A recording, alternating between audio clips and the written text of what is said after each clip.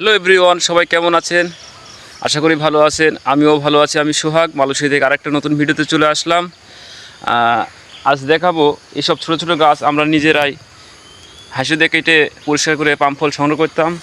তো অনেক জায়গায় গাছ বড় বড় হয়ে গেছে, তো বস আমাদের অনেক ভালোবাসে, অনেক ভালো।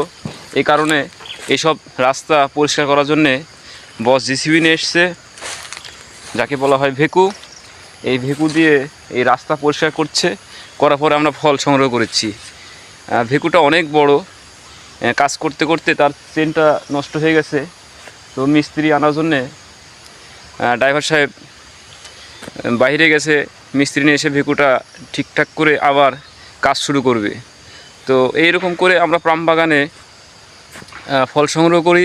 আর মূলত ছোট ছোট জংলি গাছ যতই দামি হোক আর যতই ভালো হোক, সব গাছ কেটে ফেলতে হয়, কারণ পাম বাগানের মতো মূল্যবান গাছ আর এই মালয়েশিয়াতে মনে হয় আর কিছু নাই। এই কারণে সব গাছ কেটে ফেলতে হয়, কেটে ফেলে পরিষ্কার করতে হয়। করার পরে পাম বাগান পরিষ্কার যত থাকবে তত ফল বেশি আসবে পাম বাগান থেকে। আর সবাই জানেন আমি তো পাম বাগানে কাজ করি, এই জন্য পাম বাগানের ভিডিওটাই বেশি করি। এই দেখেন আমরা কাজ করতেছি, এই হচ্ছে পাম ফল,